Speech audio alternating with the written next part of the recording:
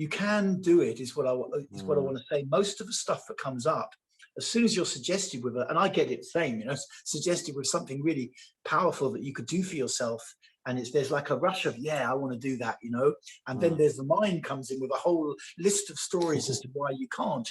But are you just going to let that stop you? And everyone on this planet, all 8 billion or however many people there are now, is the same, is exactly the same. They want to move towards something positive. There are stories that are stopping them, and you have to decide. It's down to you, every individual. Are you just going to let a bunch of stories stop you?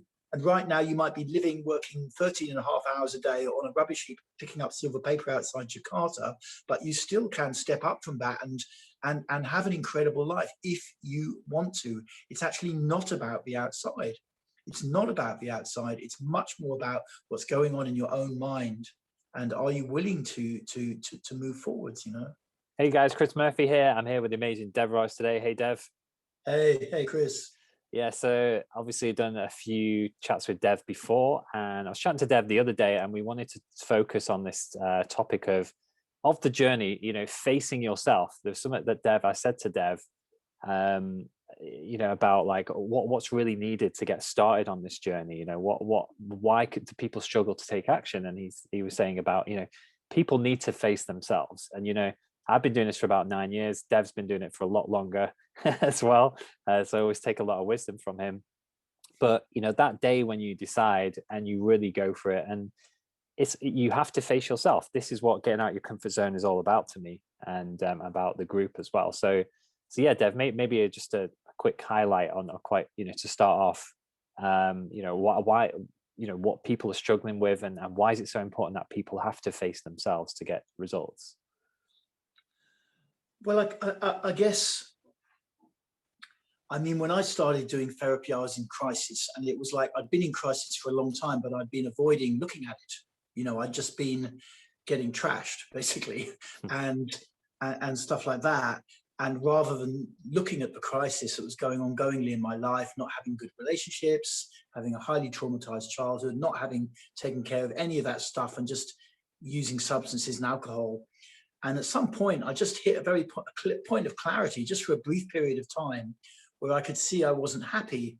And I kind of understood, okay, now if you want change, you're going to have to take action. I kind of understood. I wasn't crying. I wasn't in super emotions. I wasn't really angry. It was just really clear for about 10, 20 minutes. And I walked away from that. And it was just a random happening, actually, in a German park in Düsseldorf. And I just saw, I'm not happy in my life and I need to change stuff, and I started to do groups and therapy and this kind of thing. And what I came to understand at some point was, when we talk about facing ourselves, it's got a couple of different kind of connotations in my mind, normal British mind. It's like, one is like, yeah, facing your demons, facing the hard things, and, seeing when you're backing out of some challenge and saying, no, damn it, I'm going to go and do that challenge, whether it's jumping out of a parachute with the Royal Marines or whatever, or, talking to the prettiest possible partner you could see in the pub or whatever, in the club. It's like, yes, there's challenges like that and they're great.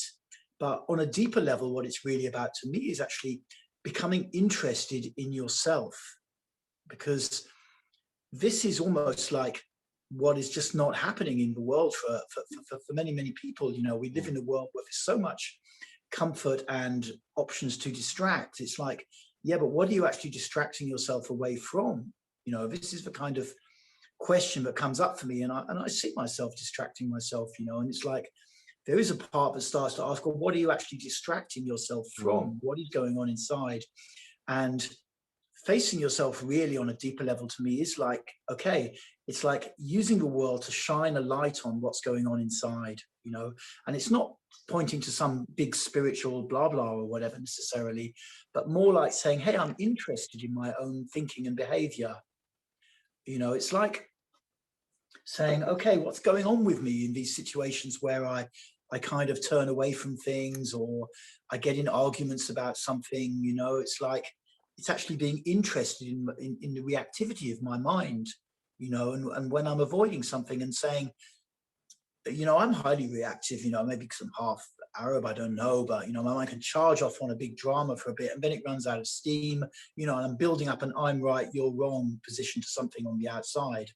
And at some point it's like, okay, what's that about, Dev? You know, what's going on there? What are you reacting to? What does this person remind you of? What does the situation remind you of? And this really is facing yourself, and it's in its core, it's actually just being interested in yourself, you know, and there's no answer that you can find. It's just looking down that kind of pathway. When I was doing a lot of spiritual meditation practice about 15 years ago, there was this structure, it was called Who Is In, which was, it was originally created by a guy called Charles Bernard or something like this in America. And he used to call it enlightenment intensive. He's a bit more spiritual, but you have to sit with a partner and you face the partner. It's kind of very Zen, you know, and one person asks the other one, tell me who is in, or tell me who you are, questions. And then you have to receive this question and really take it in. Someone's looking you in the eyes and saying, tell me who you are. And, you know, you have to take it in and start to try and answer the question, staying in the moment. And it taught me, you know, and it's sometimes it's easy, sometimes it's hard, sometimes you feel you're getting something, sometimes you're not, sometimes you're avoiding whatever. It goes on for days. You do this stuff for days, you know, and in a structured way. But it taught me to turn and look, because pretty much the whole world is telling you not to do that. It's saying don't look. It's saying don't turn and look inside. It's almost like there's this huge channel inside every living human being, but we're always told not to the point, don't look at it, to the point where most people won't even recognize it's there. They don't even know it's there. They're literally kind of hypnotized by the outside and just kind of mechanically going through life, reacting, using stuff to take away the stress, trying to get their needs met as primates, you know, wanting friends and lover and kids and job and stuff like this, and just struggling their way through, kind of. But there is this huge channel inside every human being. And this, you know, I don't want to make this into a big spiritual thing, but it's like, you know, this learning to look is kind of very important, you know, because it also teaches you what are your personal challenges, because you see it along the way. You see, whoa, I'm totally avoiding that. I'm avoiding that. I'm avoiding that. And I'm avoiding the same thing in multiple different situations all through my life. And then it's saying, okay, now I have the courage, let's go and do this, which will really cause me to face that, or something like that, you know. I'm talking a little bit abstractly, but hopefully it kind of makes sense, you know. Yeah, no, definitely, Dev. I can relate to everything that you're saying. And, you know, I think for a lot of us, we do get that life-changing moment. Maybe sometimes people even listening on this call might not have got started, haven't had that big breakthrough yet, because I do remember it well. But along the journey, you know, there's been stops and starts. You know, for a good few months or so, I would just be, you know, doing the same thing over and over again, maybe avoiding certain parts of myself. Normally a big rejection took me into to wanting to go even deeper into myself. And I think I was chatting with people last night. It's like people are like, I'm scared, I want to do this, but I'm scared to fail.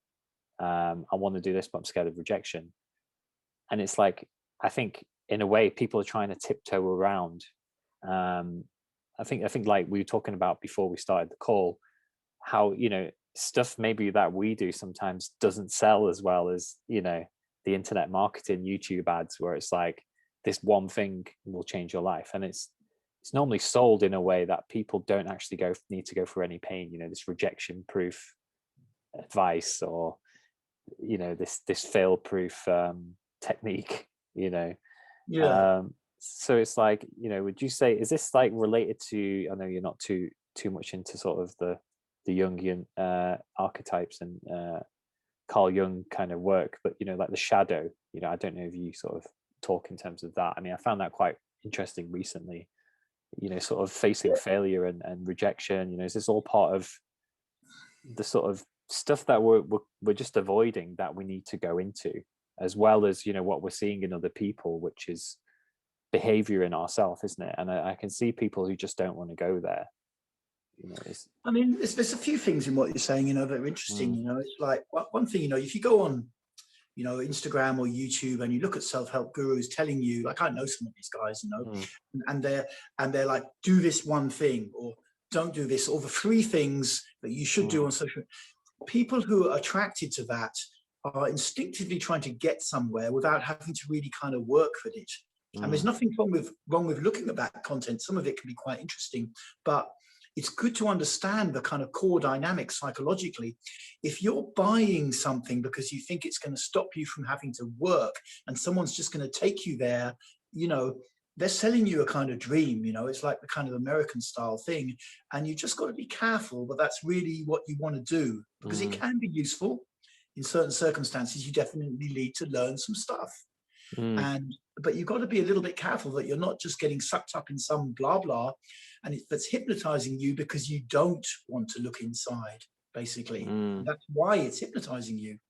So that's one thing, just that's important, you know, because there's always stuff to learn. And I listen to some guys even guys with bad reputations, what they say and stuff, and it's always interesting because maybe I find something that really is wow, that's interesting, you know. Guys like Grant Cardone or something, people who've got really bad reputation, you know. But like, what was the second part you were saying? Sorry, my mind kind of. So yeah, I mean, I think it's more about the like the shadow, or just more assess. You know, people are like failure rejection. They don't want to. I don't know. Sometimes it's like, you know, even this is what I'm still working on. It does get a bit frustrating where you think, okay, what's the best advice you can give to people apart from saying like, look, you just need to face it. You know, you just need to face rejection. You just need to face failure. The thing is, if it's like with the shadow is like a concept and stuff, and that's okay because different things work for different people. You know, I was never so much into that kind of stuff, Carl Jung or Ken Wilber and these kind of things, but some people are, and it's cool, you know. But like, it's like for a lot of people, they don't even know what they need to face necessarily, you know. So if you're clear that there's something you're running away from or that you don't want to face, then you have a flat choice. You know what it is. You can either face it or you can just not face it. For 40 years of my life, I chose to not face it. I knew I was carrying stuff. I just chose to not face it. But what you can always do is just move towards the extremes, because life in this realm is kind of polar. You know, it's bipolar or whatever. You know, there's two directions you can go in. You know, as a human, you can go out. You know, you can go into. You know, some people are very afraid. It kind of. One of the things we do in a workshop I was running before the lockdown called Project Man, which was a guys group, but also applied to women. There's like two kind of structures where, you know, that we work with kind of dynamic poles of human behavior. And one is the fear to really just be yourself and put out whatever you want. And then in this process, you know, I've only got 10, 15 guys in the group room, and one guy gets up, stands up, and he has to confront all the others and tell them, I don't give a what you think. I'm not sure if I'm allowed to swear on this or not, but anyway, I guess I get what you said.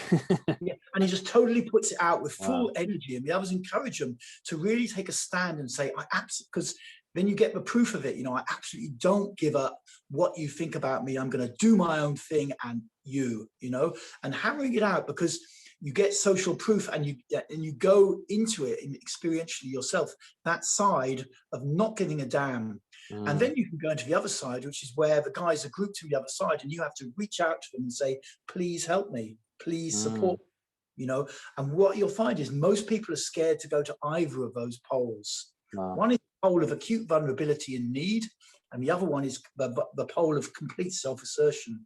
But if you move towards those two poles, you expand energetically and psychologically. And so then, you know, because this is an artificial situation created in a group room by me and people who know what we're doing with the emotions, when you come out of that situation, you've had experience of going towards these poles. And so when you're back in different situations and you're like some guy and he's down the club and there's some woman he massively fancies you wouldn't go to, it's like, no, I can just walk up to her and do it.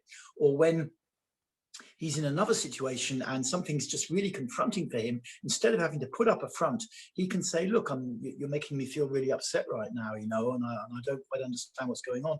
He can be vulnerable because he's had experience of it, you know. So it's like, in a sense, those are kind of useful developmental challenges, you know. Nothing is kind of fixed in life, and the mind is always trying to work out how life should be and blah, blah, blah. But if you move towards the poles, you also expand and you kind of find yourself. Absolutely. It's kind of important, you know. It's like you don't have to be conditioned into just thinking and saying certain things. It's not necessary. Sometimes you just need to find a safe environment where you can explore more extremes, you know, and get experience. Yeah, no, definitely, Dev. Yeah, and you know, this is definitely, I can relate to what you did. Like in the beginning, I would go up to women on the street who I found attractive, and I'd chat to them, and that was when I turned up on one of these like boot camps, as they call them, the guys who taught it. My heart was completely racing, you know. That and doing a stand-up comedy gig, you know, these kind of things. You're on the extreme, and then, like you said, the asking for help, you know, whether it's going to therapy or being vulnerable on these calls, or being vulnerable in a group or support group, or as a speaker, you know, I think being a speaker, being vulnerable on the stage is, you know, if you can master that, then, but eventually this stuff becomes part of your being, you know, it becomes part of you. You don't really need to make much effort.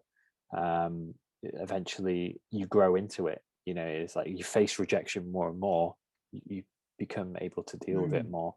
um I mean, for me, ayahuasca has always been like the, you know, I was getting flashbacks this morning actually of my experience of, you know, you're not in control at all of what you're going through. You're kind of, you could go through some, you'd be some hell realm of, you know, feel like you're being tortured or something, or you're in complete despair and grieving, and this is why I think a lot of people, like particularly a lot of people I know I spoke to on this channel and stuff, would just won't do it. And the big reason I spoke to them and they said was because they can't, they would be out of control. You know, they wouldn't like that. And there was a lot of fear when I did it the second time of going back there, of not being in control, you know. And but eventually, once I've done it a couple of times now, I felt myself able to relax a lot more. So I got past my fear of it, and it's just, you know, feeling of whatever is. But I always found that, like particularly with ayahuasca, is like you're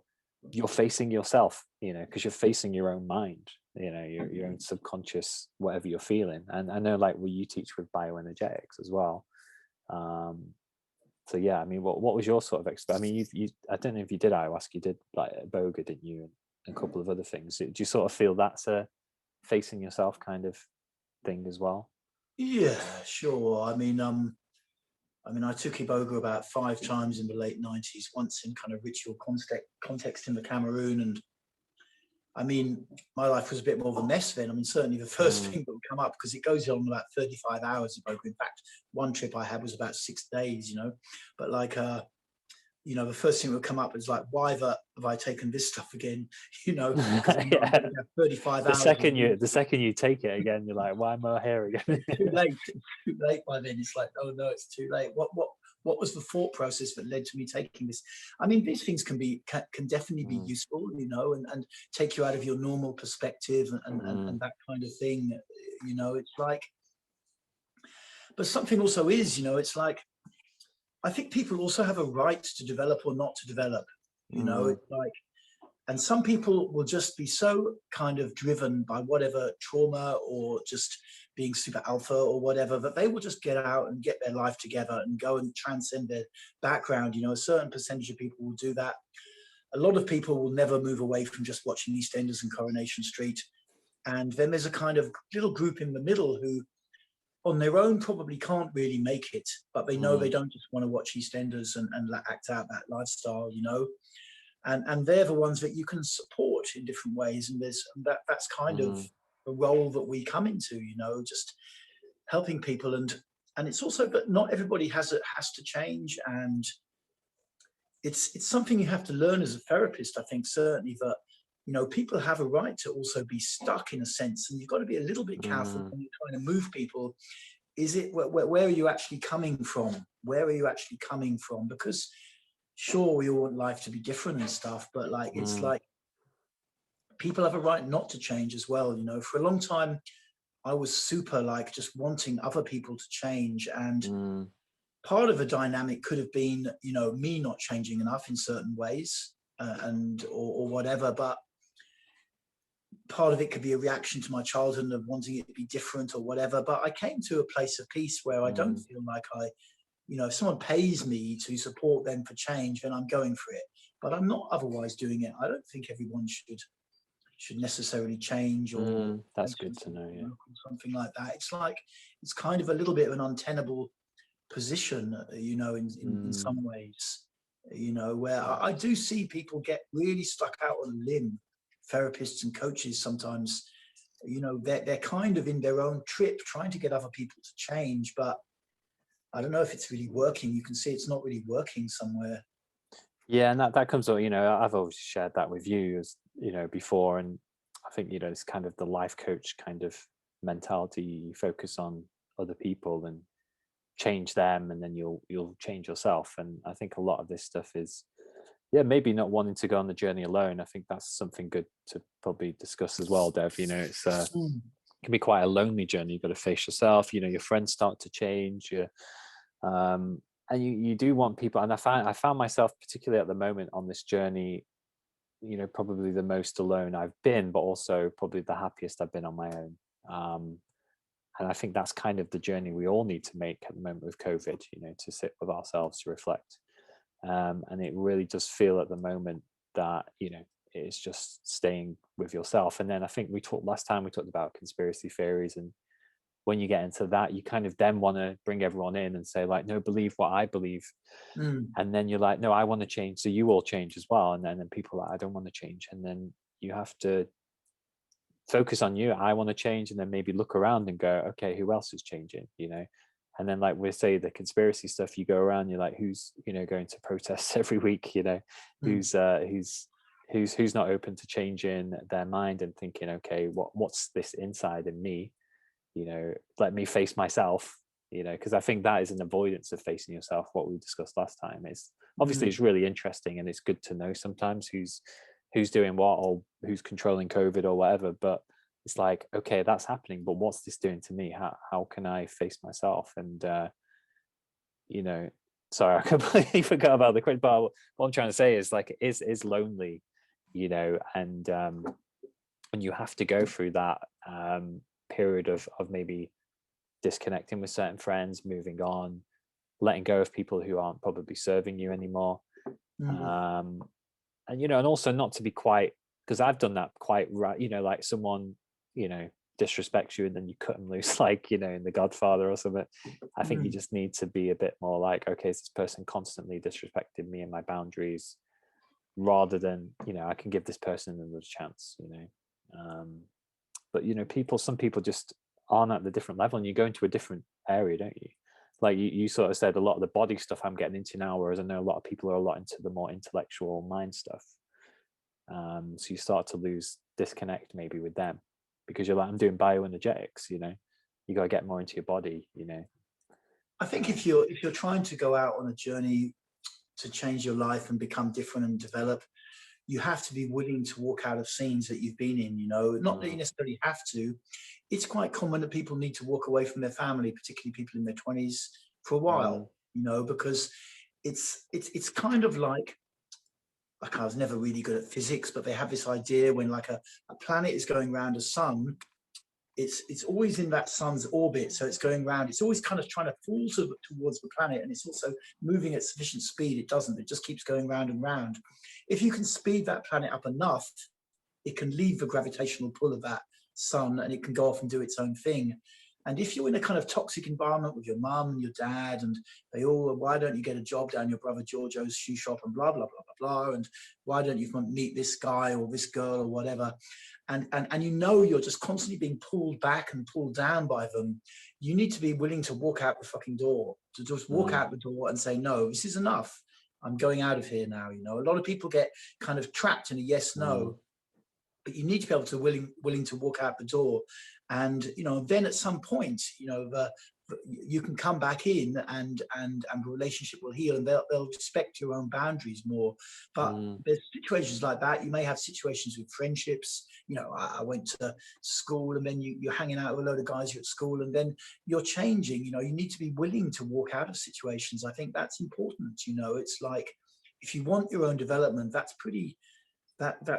is pretty central. It's not that you have to walk out, but you need to be mm, willing to walk out, and to say, no, this is enough. And it's kind of like it's like a clear boundary. It's not a big mm, strong, I'm getting out of here now kind of thing. It's, no, this is not a situation that is serving me, and I'm going to walk out. And that is where, you know, alternatives are very, very useful, because you can find a new scene. You know, when running groups for a long time, You know, a big part of what pulls people in is not just to do the work. Of course, as a therapist, you think, yeah, of course, they all want to do the work. But of course, a lot of it is also wanting to meet like-minded people so that, you know, you've got nourishing, interesting friends to go on a bit of a journey with, or at least know other people are doing similar things. You know, it's like it's also an important part of it, you know. I was into Osho for a long time. It's controversial and blah blah, but on a social level, you know, it's giving you the chance to meet literally hundreds and hundreds of other people. That's what it was, who are also involved in self-development, who have also walked away from all their parents and done and are doing something different. You know, they're doing something different, and on a deep level, you have a right to do that as an individual human being. You have the right to do that. You don't have to live out your life trying to please your mum or your dad in some overt subtle form. Yeah, So, you and know, it's people all don't want to face that, do very they? useful. Like, people don't want But to it's up face to that them. that could be You see, again, underneath. it's up to them. You've got to get clear about this, Christian. Yeah. It's like, it's up to them. You see, it's not that you have to push people anywhere. You know, you have to just be clear with your own boundaries, clear. You know, when I was younger and helping to run a spiritual community, I always wanted strong things. And I was chatting to a very experienced woman I knew in Holland, and she said, you don't need all this strength. You just need to be very clear. You need to be very clear. And then you can, when someone's acting out, you can say, look, this behavior is okay. And if you do that, we'll have to ask you to leave. You know, and it's just really clear. And you're not in any way, you're not trying to coerce or do things with people. You're just stating your own clear boundaries or the boundaries of an organization or whatever.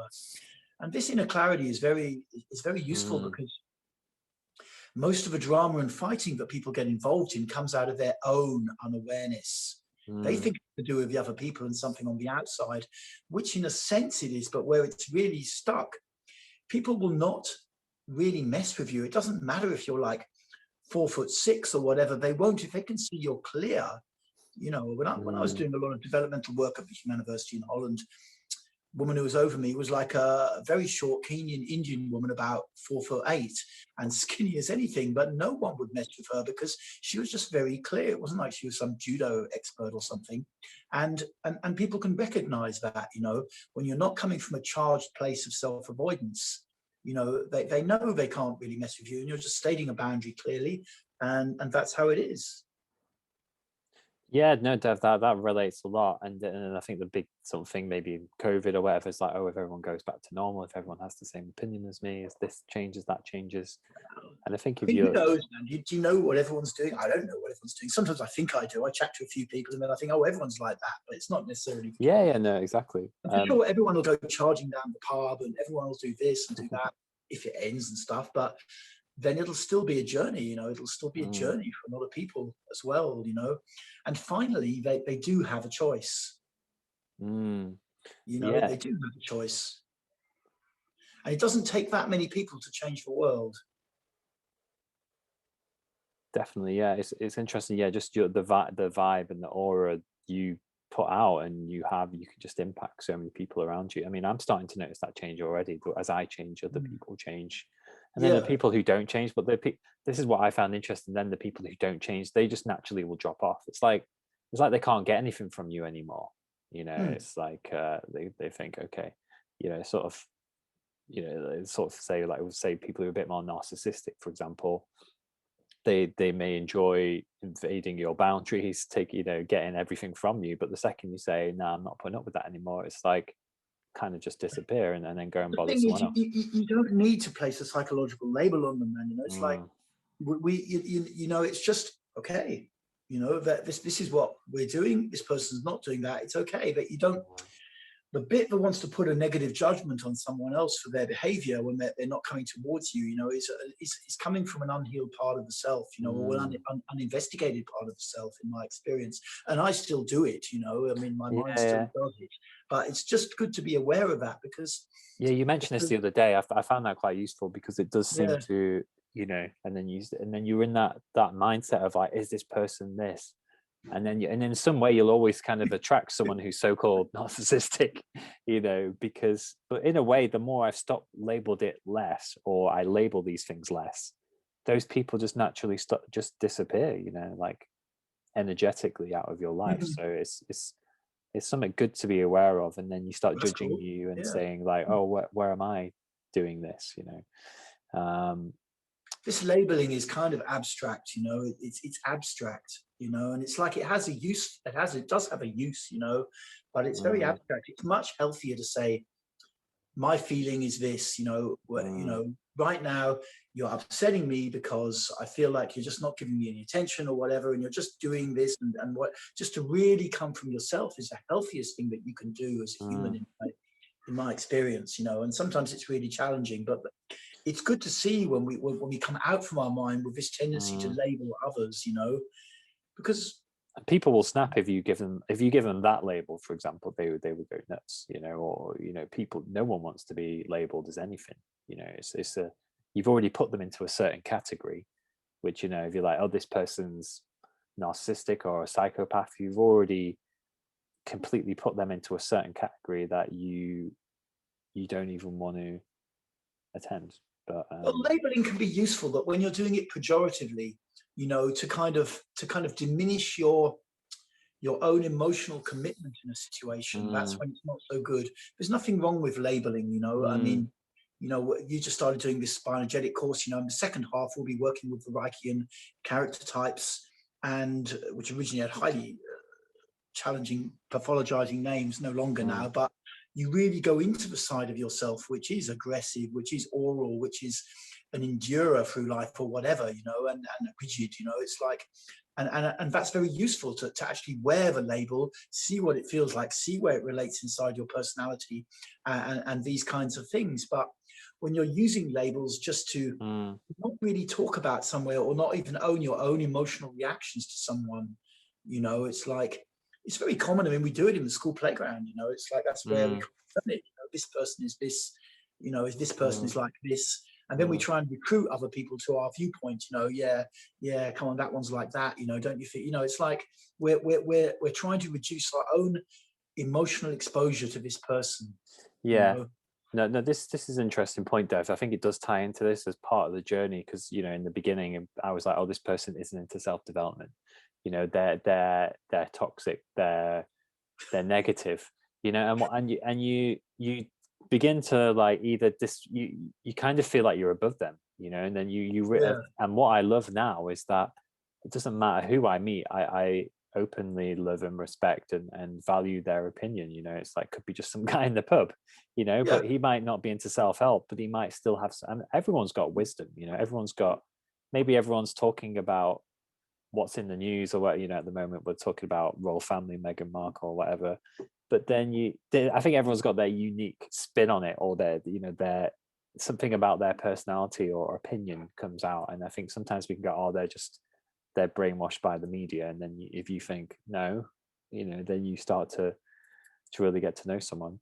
So I guess, Dev, that's just something I want to add. I think just the sort of the final part I think would be good to discuss is that, you know, I found this like sort of, you know, validating yourself. Something I was chatting to you the other day about, you know, it's like, you know, if you feel like you need someone, you need a partner, or, you know, what is it in that partner that you feel like you need? I think was a good question you asked me.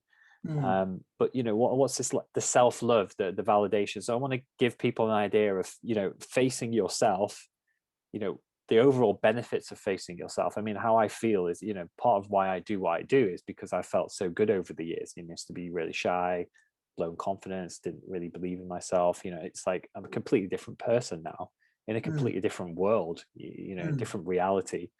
So, and then part of where I'm at now is this whole self sort of love validation. You know, what I've realized recently is I don't need to keep texting people saying this is what I'm doing and I've just done this. I've done, you know, it's kind of, I feel like I can give the validation to myself. So I guess it's just to give people an idea of what's waiting at the end, you know.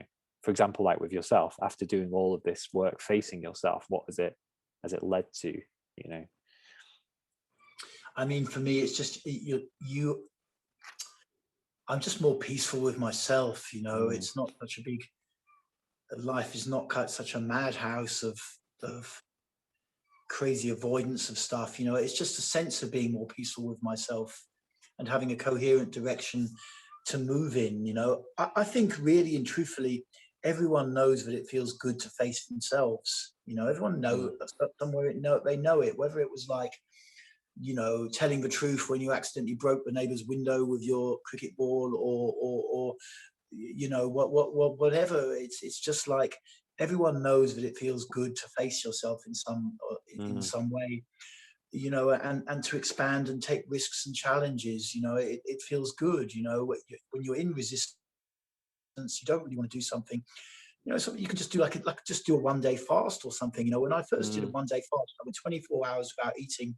I felt high as a kite afterwards, not because of the energetic effect of a fast, maybe a little bit, but because I hadn't eaten anything. And I just didn't believe that I could go through 24 hours without eating. mm, And so when I first did it, it was like, wow, I've faced this animal side of myself that thinks I have to just constantly bloody eat, and mm, I think everyone knows that it feels good to face themselves, and it's just looking what support you need, and going about getting it, which can be challenging, but you can do it.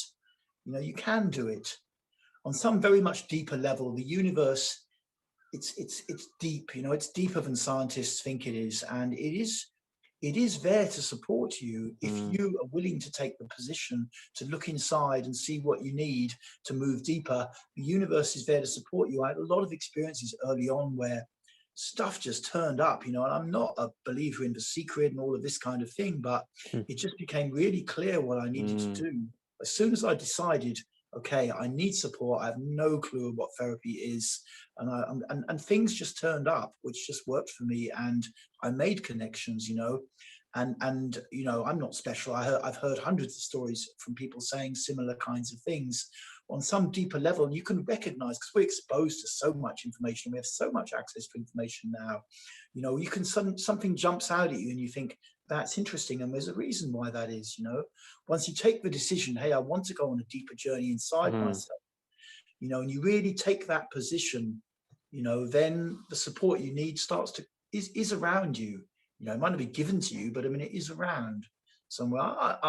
I see that to be fundamentally true, and there's nothing really stopping anyone in life, from going for it.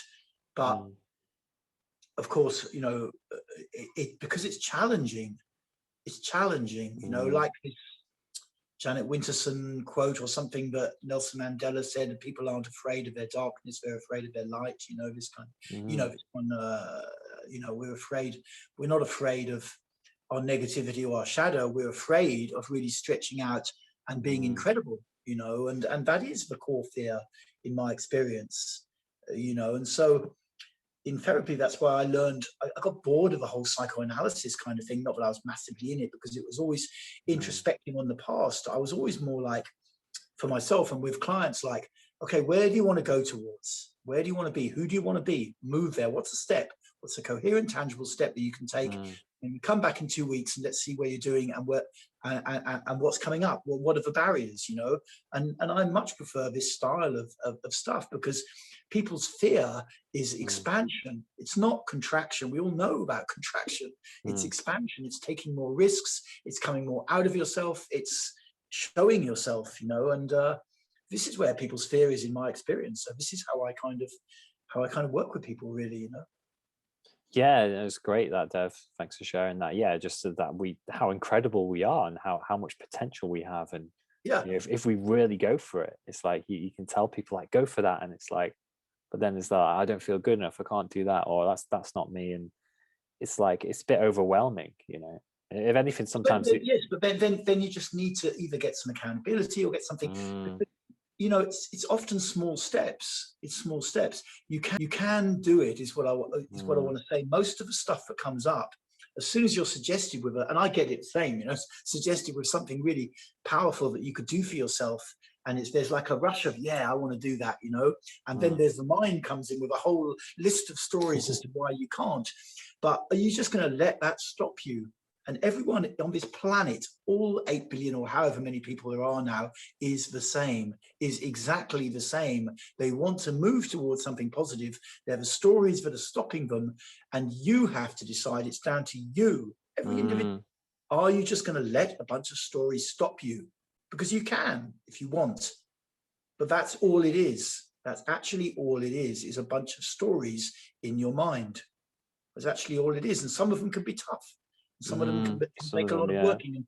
And right now you might be working 13 and a half hours a day on a rubbish heap, picking up silver paper outside Jakarta, but you still can step up from that and have an incredible life if you want to. It's actually not about the outside. It's not about the outside. It's much more about what's going on in your own mind. And are you willing to move forwards, you know? Yeah, no, Dev, that resonates a lot. Thanks for sharing that. I think once you get past that point and you see that it's just a story and then this and like, look, it's easy to do. And then I think that, you know, the point is that I've realized at least is, you know, the validation comes from yourself. You don't need that accountability as much anymore. You know, in the beginning, it's so important. You know, you kind of need that. Good job, man. Well done. Great. You know, and I still Yeah. probably need that, you know, like when I'm doing your bioenergetics, it's like, well done, you did it. And you know, then it makes a difference. It's like, cool, you've actually done well. And I think eventually, as I was trying to point out with the question, is you can eventually just, you can give that to yourself. You can say Yes. like, well done, great, you know, I'm grateful for this, I'm great. But in the beginning, is you know, like I said, it's tough. I think you really need other people, because we're used to, like, from conditioning, getting our validation from everyone. You know, we're on Yes. Facebook getting loads of likes and stuff. You can't just disconnect from all of that, move out of your parents' house, then just expect to do it all yourself. It's I don't think that probably is possible. Maybe some Well, people do. it depends person to person, you know, Yeah, but yeah, I think you're absolutely right. You know, we mm, need some level of validation and support, but at some point, yes, now you have to start to walk the steps yourself. You kind of know the direction, and you have to be able to do it without a load of people saying yippee because some of what you're doing might be confrontational for them or might be scary for them, you know, and you have to mm, still do it. It comes down to yourself. I was down the seafront a couple of hours ago. I agreed to go swimming today. No one else was there. And I'm looking at the freezing cold sea. And it's like, do I want to get in the sea? No. And I could make excuses and da da da. And then at some point, no, let's just get in and do it. You know, it's like you somewhere have to just see your own challenges and risks and keep mm. on doing them, you know, and, and, and, and there's a happy ending, you know, it's basically, that's the bottom line. If you go deeper in yourself, it gets better, you know.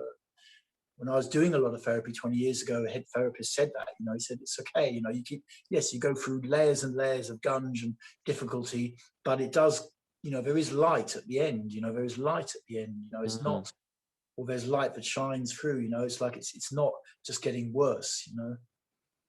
Definitely, no, great point. And I think to mention is leadership, isn't it? You become a leader. Like for you, Dev, you're, once you've gone through this, you can do it on your own. You go into the sea, you then maybe recruit other people, not recruit, like, but I might say, hey Dev, like that sounds great, but you went first, you know, you did it, you know, and then maybe someone will turn to me and I will say, well, I learned from Dev, and you know, and then eventually maybe I then get the confidence to just, you know, Yeah. you could do an ice bath challenge for an hour or something, you know, and then like people then or I'll go for a swim in the sea, you know, like a long swim, you know, a 2 mile swim or something in Brighton beach, you know. Yeah, It's like, exactly. You know, I, when you get lifted, other people lift you up, and when you're lifted up to a certain degree, it's like, okay, now I can support other people to get lifted up to a certain amount, you know, and like that, the whole planet can get engaged in a positive way. You know, it can happen. definitely, yeah, I'm thinking like you could do that as a meetup. Maybe I could and just get people out there in the in the water, you know. Mm. That'd be great. Cool, Dev. Well, I think this interview was brilliant. Yeah, facing yourself, but you know, I obviously learned so much. You know, this obviously there's still this thing of, yeah, you definitely can't change other people, and just that it's, you know, it's a long journey, and then you have to make a decision of like, look, we know what we need to do, and we need to, you know, life is ticking. You know, the clock's ticking. You know, when are we gonna, you know, go further into ourselves, you know.